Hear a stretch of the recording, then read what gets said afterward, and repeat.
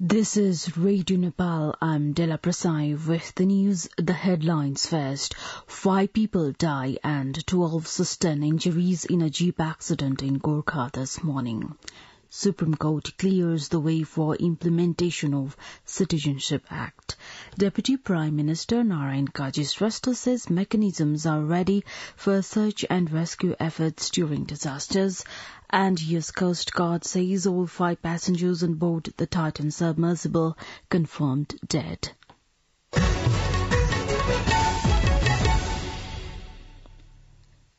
Now the news in detail. 5 people lost their lives in a tragic road accident that occurred in Said Lakhan rural municipality in Gorkha this morning. The incident involved a jeep carrying a newly wedded couple and all the passengers from Chilingkot village to Taklung village within the rural municipality.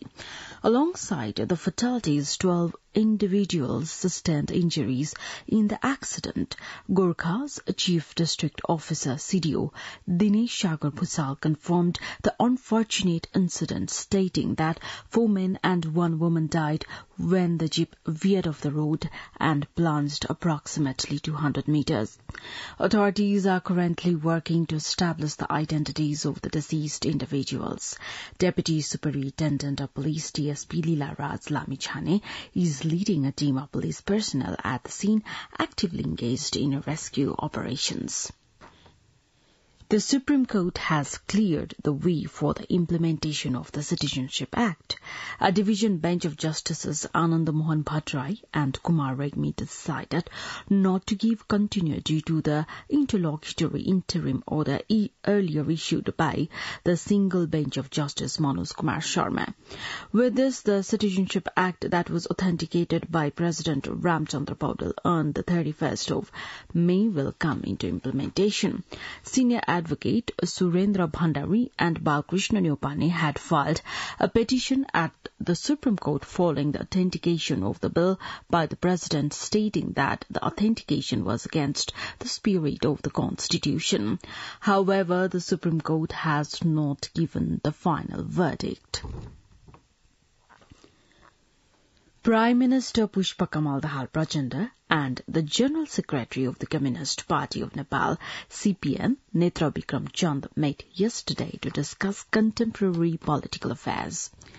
According to the Prime Minister's Secretariat, during the meeting held at the Prime Minister's official residence in Balwatar, the two discussed the atmosphere in the aftermath of the declaration of the Socialist Front of 4 leftist parties on the 9th of June and the country's contemporary political affairs.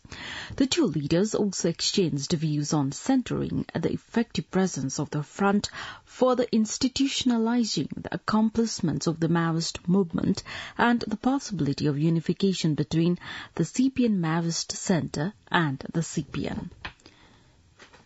Deputy Prime Minister and Home Minister Narayan Kajishrestha has said that a mechanism has been created to effectively launch search and rescue efforts and relief distribution during disasters. Attending yesterday's meeting of the Sustainable Development and Good Governance of the National Assembly, the Home Affairs Minister said the government has adopted preparedness for rescue and relief efforts. He briefed the committee that a national action plan had also been made to make the rescue and relief task effective and prompt. Humanitarian assistance stories has been set up at various 11 places in the country to manage and distribute relief to the affected people immediately. Meanwhile, the Sustainable Development and Good Governance of the National Assembly has directed the government to ensure effective disaster preparedness. The Agriculture, Cooperatives and Natural Resources Committee of the House of Representatives has discussed the various issues with the Agriculture and Livestock Development Minister and Ministry Secretary. In the meeting, Agriculture and Livestock Development Minister Dr. Beduram Bhushal said the lumpy skin disease has spread across 76 districts, infecting more than 600,000 animals. Minister Bhushal added that more than 21,400 animals died of lumpy skin. The Agriculture and Livestock Development Minister also praised the committee that a provision for the vaccine was being made to control the epidemic. Democratic People's Republic of Korea, North Korea's ambassador to Nepal, Jo Yong-man, yesterday paid a courtesy call on Speaker Devraj Khimere at the latter's office in Singh Durbar. During the meeting, the two discussed the further enhancement of the Nepal-North Korea ties and exchange of parliamentary level visits between the two countries. The Speaker recalled the parliamentary visits that took place between the two countries in the past, saying that he was happy to know about the formation of the North Korea-Nepal Parliamentary Friendship Group in the Korean Parliament. Minister for Energy, Water Resources and Irrigation, Shakti Bahadur Bosnet, says all parts of Nepal will be fully electrified within 2 years. Speaking in the meeting of the Infrastructure Development Committee of the House of Representatives in Singh Durbar yesterday, Minister Bosnet said all parts of Koshi, Gandaki, Bagmati, Lumbini and Madhya province will be electrified within the coming fiscal year 2023-24. Similarly, according to Energy Minister Bosnet, all parts of Sudur Paschim and Karnali province will be fully electrified within the fiscal year 2024-25. The members of the Infrastructure Development Committee stressed the need for bringing a concrete action plan to maximize electricity consumption. Chairperson of the Rashtriya Swatantra Party, Ravi Lamichhane, yesterday claimed that his party's first year was encouraging. Reviewing its first year's journey at a press conference organized at the party's central office in Kathmandu yesterday on the occasion of its first anniversary, Chairman Lamichhane committed to taking the party as a successful party and centre of people's hopes and faiths. He said the very first year of the party was positive, energetic and harmonious. On the occasion, former banker Anil Keshari Shah joined the party. He has been assigned the task of leading the party's training department. West Indies defeated Nepal by 101 runs in the ICC's 2023 ODI World Cup qualifier match on Thursday. Nepal, chasing a target of 339 runs, managed to score 238 runs before being all out in 49.4 overs. Arif Sheikh top scored for Nepal with 63 runs, followed by Gulshan Shah with 42 runs. Jason Holder took 3 wickets for West Indies, while Aljari Joseph, Kimopol and Akil Hussain claimed 2 wickets each. Earlier, West Indies posted a formidable total of 339 runs with centuries from Sahi Hope, 132 runs, and Dinkolish Puran, 115 runs. Lalit Rajbangshi took 3 wickets for Nepal.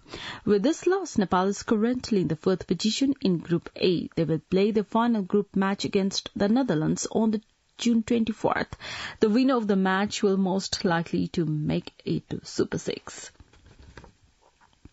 You're listening to Radio Nepal 8 AM English News Bulletin. We continue with international updates now.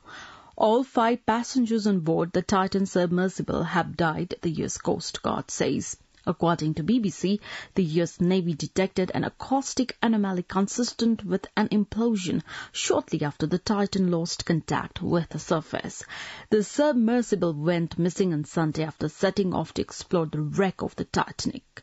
According to BBC, it was confirmed that 5 parts of the vessel were found approximately 1,600 feet from the bow of the Titanic wreck. The debris discovered was consistent with a catastrophic implosion, he tells a news conference.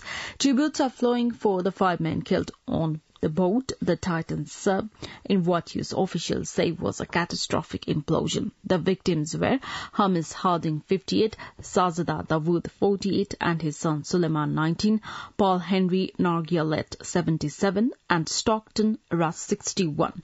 Their families have expressed profound grief and hailed the exploration endeavours.